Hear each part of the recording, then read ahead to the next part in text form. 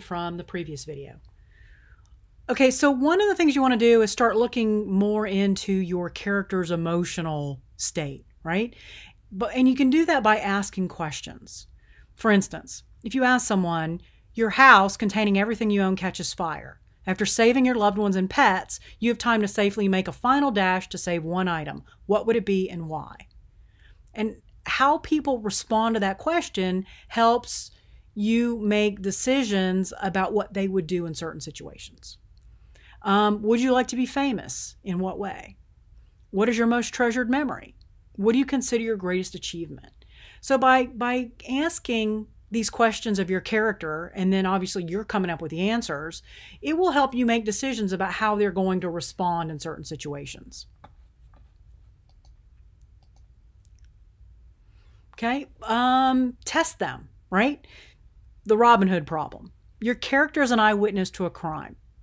A man has robbed a bank, but instead of keeping the money for himself, he donates it to an orphanage that can now afford to feed, clothe, and care for its children. You know who committed the crime. If you go to the authorities with the information, there's a good chance the money will be returned to the bank, leaving a lot of kids in need. What does your character do? Right? So possible solution or possible answers could be they turn the robber in. They think stealing is wrong, and a story. Could be they keep the information to themselves because the money is going to a good cause, right? All kinds of things. Other things you could think of, somewhere in between. And those are the kinds of things that will help you define your character in order to know what they need to do next in the story. Okay, and so another thing you can do to help you define your character is to have something happen to them. All right, Ghost of Christmas Present. At the start of the Christmas Carol, Ebenezer Scrooge is this narcissistic, self-involved miser, and he has no empathy for anyone.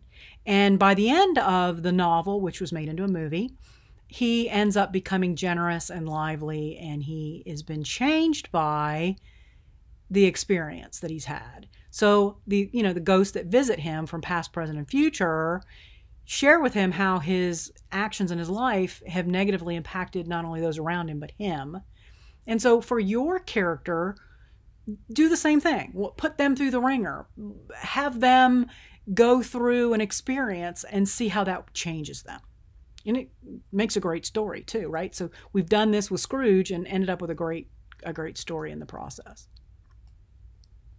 So once you've mapped out everything you want to know about your character, you now know how to start to determine what they look like, right? We can use the experience in their lives to determine the clothes they wear, the friends they have, the places they go, right? Things like that. You can then also, again, use those archetypes to kind of give you a loose starting point. Or you could do the opposite. And I'm a big fan of doing the opposite because it's unexpected. Too often, if you do the first thing that comes to your mind, you're going to end up being common and unextraordinary. But if instead you do something opposite or different, it makes your character stand out more. So if you have a character who you would think has been like Bugs Bunny, let's go back to Bugs Bunny, who should be timid, but you make them confident, that creates something new and interesting and mysterious and alluring in a way that hasn't been done. These are some characters from Overwatch. They start with some archetypes, but then they tweak them to give them distinct personalities and psychology. And some other characters from Overwatch that you've got the whole gunslinger thing that you start, that archetype that starts off the character that then, gets tweaked and turned into more interesting and more novel characters than the basic archetype. Facial features are a great way to express personality. right? So for instance, and then using the analogy to transform your character's traits, a conceited person with a big head, literally a conceited person with a giant head, right?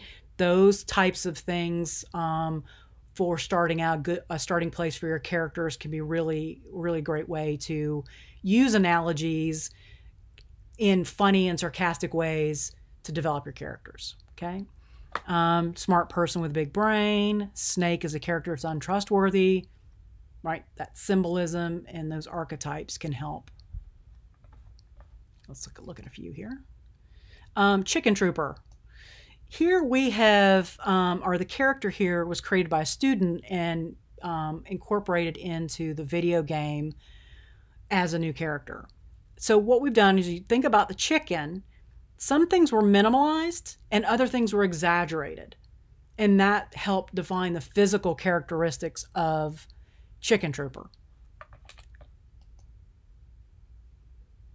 Sonic the Hedgehog, right? So we're going to simplify and exaggerate to create something original and interesting. What's been minimalized? What's been exaggerated?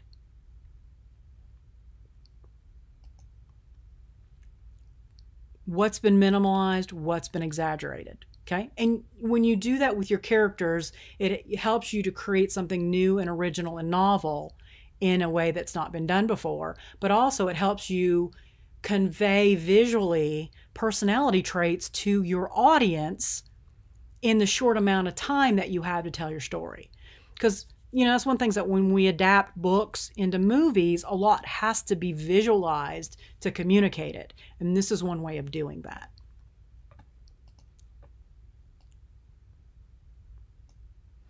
Of course, you want to make sure you're designing your style across your characters and across your story looks like it belongs together. You know, the principle of unity. We want to make sure we're unifying.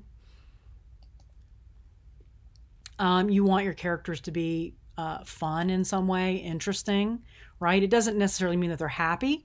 It just means that they're fun to play, they're fun to look at, they're fun to listen to. People want to listen to them, engage with them, right? You want good character design makes your audience connect to the experiences they have with your characters. And that's one of the reasons I love these characters from Fortnite so much, is because they do that. They're hilarious, and in some ways, like this hamburger character, but they're also memorable and relatable and interesting. Okay. Your characters can be charming.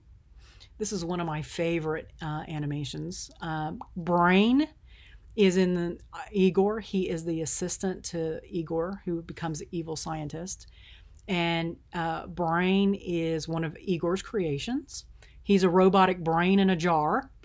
And the gag is that he's supposed to be smart because he's a brain, but he wrote his name on the jar as Brian, which someone smart would not misspell brain. And so it becomes this really funny gag throughout the animation that makes this a very charming and endearing character, because who of us has not made a typo? Buzz Lightyear actually was inspired by Buzz Aldrin, the second man to walk on the moon. Pixar was originally going to call him Lunar Larry, but thought that name sounded a little too, they considered it too wacky. So they went through some iterations, and they eventually came up with Buzz Aldrin. And so the whole story behind that, you know, was based on NASA and the astronauts and turning it into a cartoon character. Mewtwo is another memorable character that is part of the Pocket Monsters games. Mewtwo was intended to be the strongest Pokemon ever as a result of being cloned from a sample of Mew's DNA. And so that, you know, that character evolved from there and became very memorable and interesting. Mushu, played by Eddie Murphy, was the little sidekick dragon in Mulan, and he stole the show. He was more memorable and had a bigger personality than the main characters. And so a lot of people remember Mushu from the animation. Groundbreaking characters that, you know, are somewhat new. And in this case, the character Samus is based on the famous football player Pele. So you can take and create a new character based on real life people that have personality traits that you could use those to morph into your characters.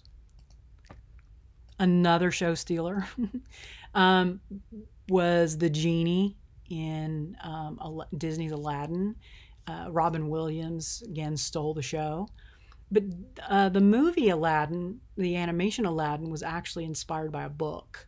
And so the genie was a direct adaptation from a character of the Jinn, which was a prominent character in several of the tales in the book. And they based the genie on Cab Calloway, who was a jazz singer, had this electric personality, and he was used as a historical character that inspired a figurative character. Lovable characters, the Minions, they were inspired by the Jawas from Star Wars and the Oompa Loompas from Willy Wonka, and they were combined into a new character. They created Minionese, which is a mixture of Spanish, English, French, Italian, Russian, and Korean. And so the whole idea was that they were used to balance out Gru, who is, you know, the evil scientist here, and make him more lovable. Okay. All right, and so I'm going to stop this video here and continue in the next.